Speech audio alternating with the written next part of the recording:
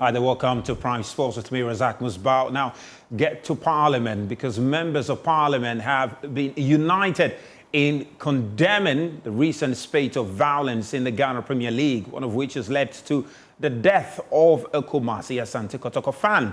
Now, delivering a statement on the floor of Parliament, the Member of Parliament of Bregum West intimated that there is a need for the prioritization of security at the various match centres in order to ensure that there will be no reoccurrence of the death of fans at our match venues. Delivering a statement on the floor of Parliament, MP for Bregum West, Dixon Dia, called for the enhancement of security at stadiums and strictly enforcing disciplinary actions. I urge Ghana Football Association and the National Sports Authority to put in place stringent measures and security and safety measures to prevent such occurrences in future.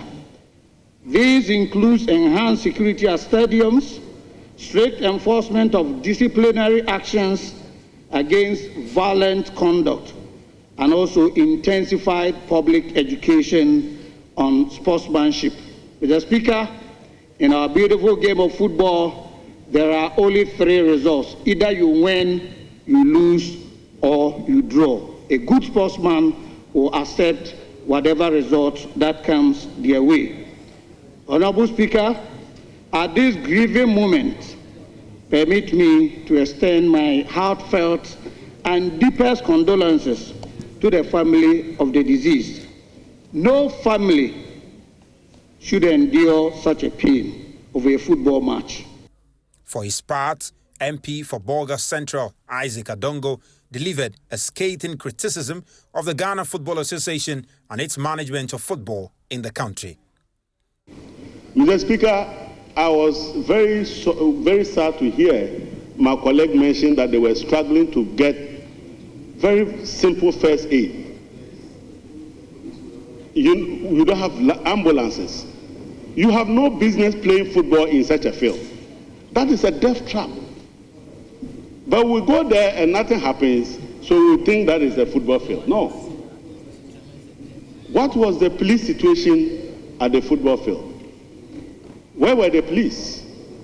What was the requirement of security that was supposed to be upheld in the stadium? In this particular instance, the information we have is that this young man had been threatened prior to the match, and that the security agencies should have known that what happened to the young man could happen. I would like to call on you to direct the Ministry of Sports to take this matter very seriously. Meanwhile, MP for Ikiapim North, Sami Ewuku, called for the restriction of alcoholic drinks and bars around the stadia. Issue of citing drinking spots and beer bars around these stadia and sports facilities. One, you cannot enter the stadium with alcohol, but the people just take it before entering. So they enter, and by the time that they reach that peak, that is when the match is also at its height. So one, we also have to be clear on the modalities and the guidelines and what we can also have around the various sporting facilities. Today we have a colleague down that I'm an unrepentant fan of Kumasi Asante Kotoko. But I also believe that in helping protect lives within the various precincts of our sports facilities, we have to look at the very things that are cited around it. Yes, you can have food joints, but the siting of sometimes some of these drinking bars is also a disturbance. The first Deputy Speaker of Parliament, who was presiding, has further directed that the statements be delivered to the Sports Minister for urgent action. Now, the University of Ghana Sports and Wellness, Directorate has launched the University of Ghana Corporate Football League as part of its efforts to promote sports engagement within the university community and among corporate organizations affiliated with the institution. We have more for you in this report. The initiative follows the successful introduction of the University of Ghana Community Games, which aims to foster participation in sports among students, staff, and corporate partners. Speaking at the ceremony, the Minister for Sports and Recreation, Honorable Kofi Adams, expressed his excitement at the initiative. Clearly, it's a joy for me, and that explains why, despite the very busy schedule, I found time to be here, because this is a great initiative.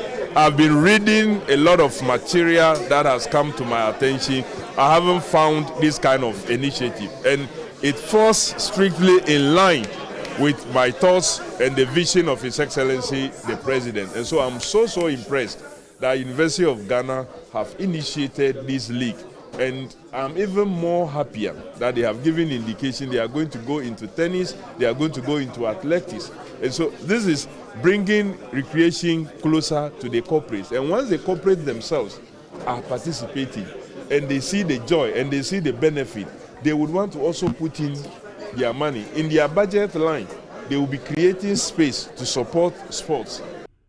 The director for the university, Dr. Austin Lugutera, also highlighted the need for corporate bodies to connect through sports. Trying to achieve the strategic vision of the VC, thinking that we are trying to use sports as a way of linkage, as a way of bridging this partnership, as a way of bringing the corporate bodies together. And I think that is going to be a huge, like I mentioned in my speech, let's wait for tennis, corporate tennis, let's wait for corporate athletics. And that's when you realize that things are going far. 18 participating teams have been grouped into 2 categories. Also present was Yao Sechi, a lead organizer of the league. Right? And I am so happy that today is Tuesday. Just 3 days from today, I got it from, as they say, and it's going to be beautiful. But hey, guys, we're so grateful for all the teams agreeing to participate. I must say that it was a bit overwhelming. We had almost 30 teams expressing interest. But as a team, we needed to be measured in terms of our expectation. This is the first time we're running the league. Last year was just a gala, and so you need to be careful not to overburden yourself. And then after this league, then we'll now do a review and ask whether we have the capacity to add more for the next season, which will be next year. So we're grateful, and we're hoping that it's going to be entertaining. The University of Ghana Corporate Football League is expected to provide a platform for networking, team building, and sportsmanship while enhancing the overall well-being of participants. Reporting for Joy Sports, Joseph Ayinga Walter. Let's bring you some update from the camp of Ademola Lookman, the Nigerian forward who plies his trade at Atlanta, because he has criticized comment by his own coach, Gian Gasparini, following their loss to Club Brugge in the Champions League, where the head coach described him as one of the worst penalty takers he has seen. The player has described those comments as deeply disrespectful. Lookman scored 34 seconds after coming on as a half-time substitute, but also missed a penalty as Atalanta exited the Champions League against Club Brugge on Tuesday. After the match, Gasparini said that Lookman was not supposed to take the penalty and claimed the 27-year-old had a frankly terrible record even in training. Lookman, who wasn't pleased with the comment, released a statement earlier today clarifying what really unfolded. And he says that it saddens him on a day like this to have to write this statement. But he says that being singled out in the manner that I have been not only hurt, but feels disrespectful, not least because of the immense hard work and commitment I have always put in each and every day to help bring success to this club and to the incredible fans. And he says that along with our incredible fans, we as a team are hurting too with last night's result.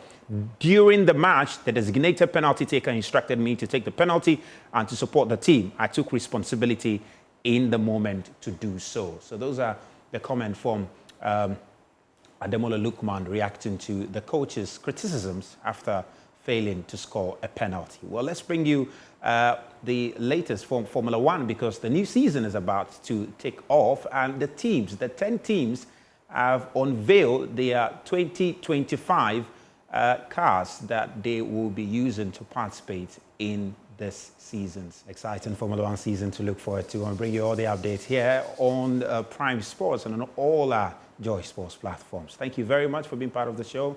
We'll be back same time tomorrow. Have a wonderful evening.